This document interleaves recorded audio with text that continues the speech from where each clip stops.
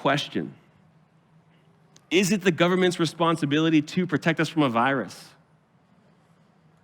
Is it the government's responsibility to protect us from a virus? Many want to say yes, believing it's their responsibility to protect life, but that's not the government's responsibility.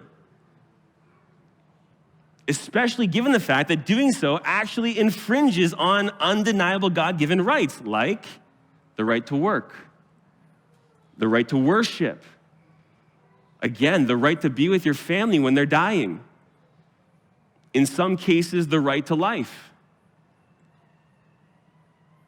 I would love to be wrong on this, but with good, credible information, if an individual in the hospital right now undergoes a cardiac arrest, a nurse must put on full PPE prior to administering CPR. So someone is having a heart attack, and they got to put on full PPE before they minister CPR to that person.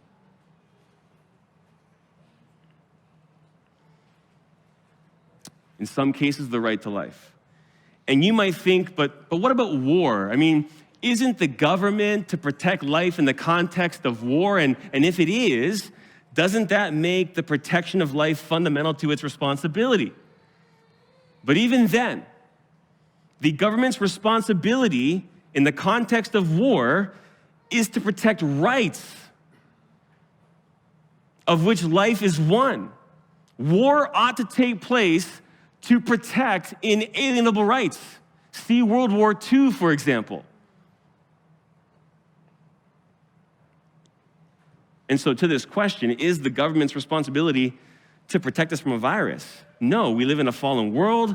Viruses are inevitable in a fallen world, and it isn't the government's responsibility to protect us from a virus. What's their responsibility? To protect our God-given rights.